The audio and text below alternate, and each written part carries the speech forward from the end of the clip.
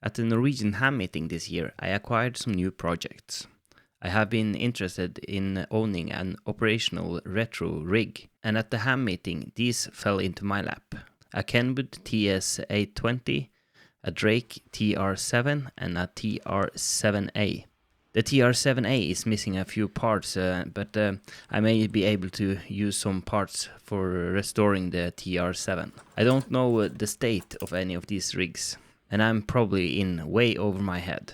But I know that at least there's a lot to learn here. Today we are going to take a first look at the Drake TR7 and get the first impression of the state of this transceiver. And if you have any suggestions on steps I should take as I proceed on this project, please leave a comment down below. The TR7 was the first all-solid-state commercially available transceiver. It was manufactured from 1977 to the early 80s. It's a great rig and have a robust amplifier that puts out about 130 to 150 watts. But let's power it up and see what we are dealing with here.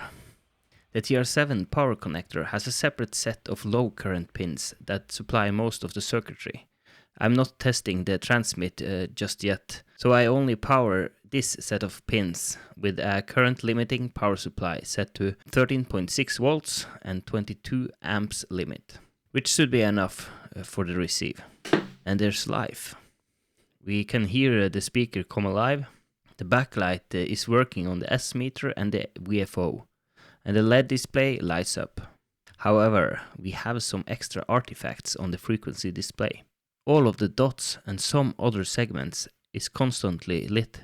This makes it a bit harder to read the frequency. But as far as I can decode, the band switch and the up and down key is changing the frequency as it should. We can hear some noise coming from the speaker when you turn up the volume. The band pass filter, IF filter and mode switch is affecting the noise intensity.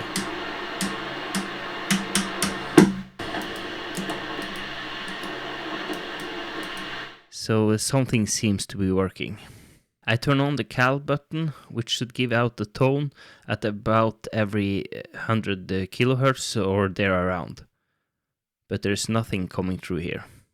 I also tried injecting a signal on the antenna port using my tiny SA, but no luck there. So there's no receive working as of now. One more thing I wanted to test was if the frequency reading is correct. The TR7 has a switch and a port on the back where we can set it to external frequency generator. I connect my tiny SA here and see that the display is showing the same frequency as I use on the tiny SA. For 14.1 MHz it puts out 14.0998. 7 MHz gives 6.9999. 1 MHz gives 1.0001. 21 MHz on the tiny SA shows 20.9997 MHz.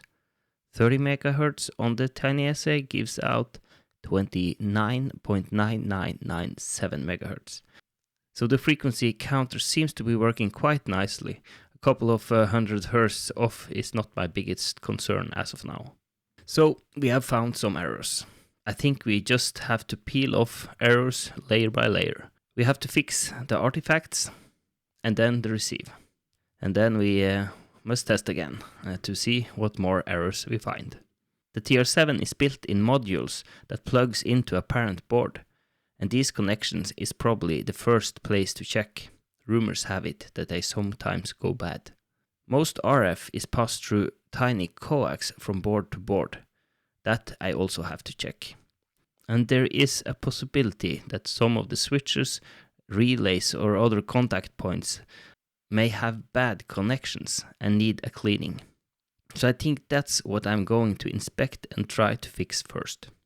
Next time I will open up the rig and inspect the inside and maybe get to fix some of the contact points.